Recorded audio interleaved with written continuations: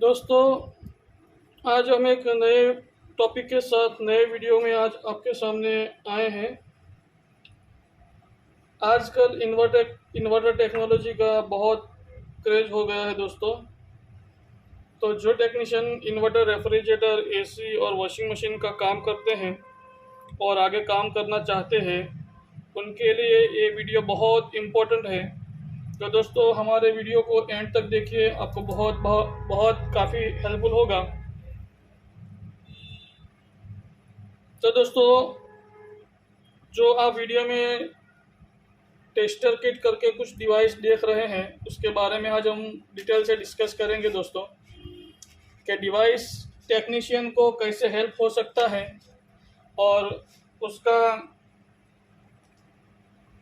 क्या वर्किंग है, वो सब डिटेल से हम आपको बताएंगे दोस्तों। तो दोस्तों, जब भी आप इन्वर्टर, रेफ्रिजरेटर की कंप्लेंट में जाते हैं साइट पर, तो सबसे पहले दिक्कत ये आती है कि हमारा रेफ्रिजरेटर का कुछ प्रॉब्लम रहता है कि कूलिंग नहीं करता है, या फिर तो हमारा पीसीबी ख़राब रहता है, कुछ एरर करता है। तो हमारे टेक्नीशियन भाई को दिक्कत रहती है कि उसका फॉल्ट फाइंड करने के लिए दोस्तों, उसके लिए हमारे जो टेक्नीशियन भाई हैं वो कंफ्यूज रहते हैं कि हमारा जो है एक रेफ्रिजरेटर में लगा हुआ कंप्रेसर ख़राब है, या तो फिर हमारा जो पीसीबी रहता है वो पीसीबी ख़राब है। ऐसा हमारा कुछ पीसीबी लगता है रेफ्रिजरेटर के अंदर, ऐसा पीसीबी भी ख़राब है। तो दोस्तों, हम श्योर नहीं कर पाते हैं। ये वाला भी पीसीबी रहता है हमारे रेफ्रिजरेटर में, ये वाला भी रहता है डबल डोर का, और भी काफ़ी अलग अलग कंपनी के अंदर अलग अलग प्रकार के पीसीबी रहते हैं और कंप्रेसर रहते हैं इन्वर्टर टेक्नोलॉजी के अंदर। तो हमें कन्फ्यूजन रहता है कि हमारा ये जो कंप्रेसर ख़राब है या हमारा वो पीसीबी ख़राब है। कभी कभार ये पीसीबी एरर करता है, लेकिन ये पीसीबी सही होता है, हमारा कंप्रेसर ख़राब होता है। और कभी कभार हमारा जो है पीसीबी एरर करता है तो पीसीबी ही ख़राब होता है और हमारा कंप्रेसर सही होता है। लेकिन अभी हमें 100% श्योर करना है कि हमारा पीसीबी ख़राब है या कंप्रेसर ख़राब है। तो उसके लिए हम आपको इस वीडियो के अंदर डिटेल से बताएंगे दोस्तों। तो जो हमारा टेस्टर किट है, inverter refrigerator tester kit PCB and compressor, उसका मॉडल है ISA-0123। ये दोस्तों हमारा ऑन मैन्युफैक्चरिंग प्रोडक्ट है, तो इसके बारे में डिटेल से हम आपको बताएंगे।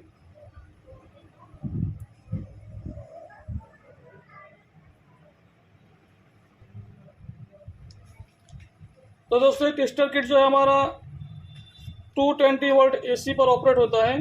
उसके लिए हमने आपको एक केबल उसके साथ हमने दिया है, जो हम उसको कनेक्ट करेंगे। उसके साथ हम एक एलिगेटर क्लिप प्रोवाइड करेंगे, जो आपको कंप्रेसर के टर्मिनल को कनेक्ट करने के लिए यूज़फुल होगा। उसके साथ हमने ये भी क्लिप बनाया है, जो आप ऐसी पिन लेकर आप कनेक्टर बना सकते हैं जो इजी से कंप्रेसर में कनेक्ट हो जाए। उसके लिए हम आपको एक्स्ट्रा ये जैक पिन आपको प्रोवाइड करेंगे दोस्तों। तो हम आज इसी पिन का यूज़ करेंगे कंप्रेसर को कनेक्ट करने के लिए। तो सबसे पहले हम कंप्रेसर के यूवीडब्ल्यू टर्मिनल को कनेक्ट करते हैं। उससे पहले हमें श्योर होना है कि हमारा कंप्रेसर जो बॉडी शॉर्ट है कि नहीं है। उसके लिए हम मल्टीमीटर का यूज़ करेंगे दोस्तों।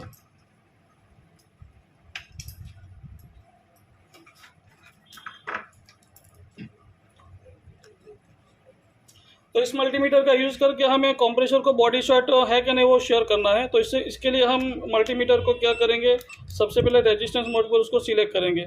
हमारा मल्टीमीटर रेजिस्टेंस मोड पर सिलेक्ट हो गया है दोस्तों। फिर हमारा जो कंप्रेसर का यूवीडब्ल्यू टर्मिनल है, उस टर्मिनल को इंटरनली हमें चेक करना है 1 बाय 1। तो हमें जो है मल्टीमीटर में कुछ वैल्यू शो करेगा, वो हमारा तीनों टर्मिनल के सेम वैल्यू शो होना चाहिए दोस्तों। जो हमारा 20.8 ओम्स रेजिस्टेंस शो कर रहा है, तो 1 बाय 1 हमें चेक करना है, उसके अकॉर्डिंग होना चाहिए। ठीक है।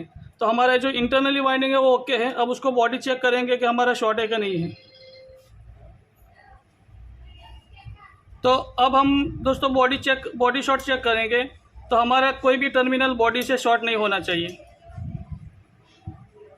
ये हमारा टेस्टर कंप्रेसर को टेस्टर किट से चेक करने से पहले हमें ये प्रोसीजर को फॉलो करना है दोस्तों, क्योंकि हमारे टेस्टर किट को कहीं नुकसान ना हो जाए।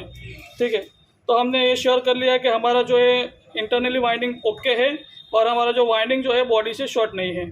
उसके बाद हमें क्या करना है दोस्तों, ये वाला एलिगेटर पिन से भी आप कनेक्ट कर सकते हैं, और हमने ऐसा बनाया है कनेक्टर को, तो आप ऐसा भी बनाकर आप उसको कनेक्ट कर सकते हैं।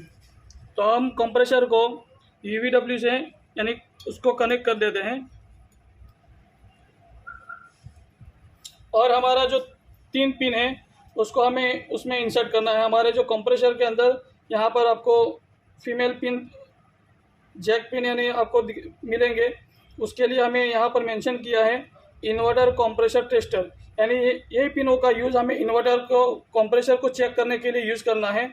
और यहाँ पर inverter refrigerator PCB UVW tester, ये पिन का यूज़ हमें हमारा जो PCB में जो UVW यहाँ से हम जो कंप्रेसर को कनेक्ट करते हैं उस PCB को कनेक्ट करने के लिए हमें यूज़ करना है। डबल डोर के अंदर भी हमें मिलेगा ये वाला पिन जो कंप्रेसर के कनेक्ट करने के लिए है। तो इस पिन से हमें PCB को चेक करना है और इस पिन से हमें कंप्रेसर को चेक करना है दोस्तों। तो हम इस पिन को 1 बाय 1 उसके अंदर इंसर्ट कर देंगे, और अब हमें क्या करना है दोस्तों, हमारा जो एक पिन है 220 वोल्ट देने के लिए, तो उसको हम यहाँ पर इंसर्ट करेंगे और इस 2 पिन को हम 220 वोल्ट अप्लाई करेंगे दोस्तों।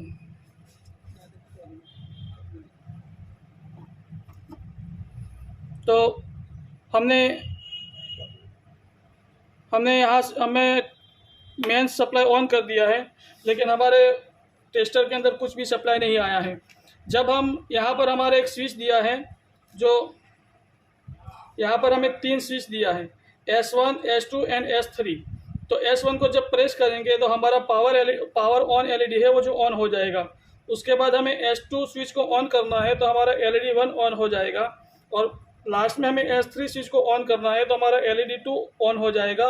उसके बाद हमें क्या करना है दोस्तों, हमारा जो फ्रीक्वेंसी का नॉब है उसको थोड़ा मूव करना है। जब हम मूव करेंगे तो हमारी जो रिक्वायर्ड कंप्रेसर के लिए जो रहेगा फ्रीक्वेंसी, उसके मुताबिक हमारा कंप्रेसर चालू हो जाएगा अगर सही होगा।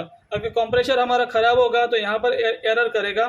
तो हमें श्योर होना है कि हमारा कंप्रेसर ख़राब है या हमारा रेफ्रिजरेटर में लगने वाला PCB ख़राब है। तो दोस्तों हम सबसे पहले यहाँ से सप्लाई को ऑन करते हैं। तो आप जैसे देख रहे हैं हमारा ये जो है LED ऑन हो गया है, लेकिन आपको वीडियो में फ्लिकरिंग बता रहा है। ये हमारा जो वीडियो के अंदर कैमरे का जो है उसके लिए बता रहा, वरना हमारे कंटिन्यूस ऑन रहेगा।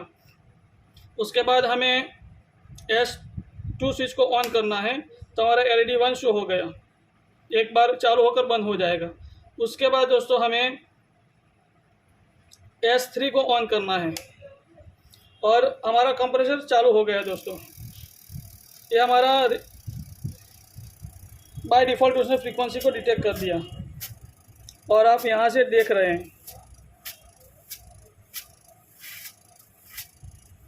ठीक है, इसी तरीके से आप हमारे टेस्टर किट से किसी भी कंप्रेसर को आप ऑन टेबल या ऑन साइड आप चेक कर सकते हैं।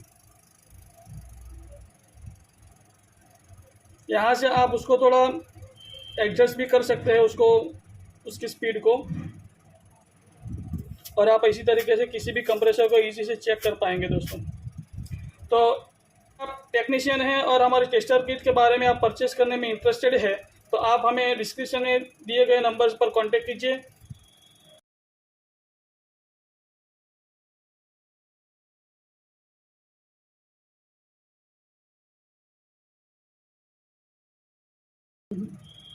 अब दोस्तों हमारा ये टेस्टिंग हो गया है। अब हमारे कंप्रेसर के टेस्टर किट को बंद करने का हम आपको एक टिप्स बता दें कि जैसे हमने S1 स्विच को ऑन किया, S2 को ऑन किया, S3 को ऑन किया, वैसे हमें रिवर्स कंडीशन में जाना है। पहले S3 को ऑफ़ करना है, फिर S2 को ऑफ़ करना है, उसके बाद S1 को ऑफ़ करना है। ये हमारा प्रोसीजर है उसको यूज़ करने का। ठीक है, अब हम मेन सप्लाई को ऑफ करके फिर ये केबल को हम रिमूव कर देंगे।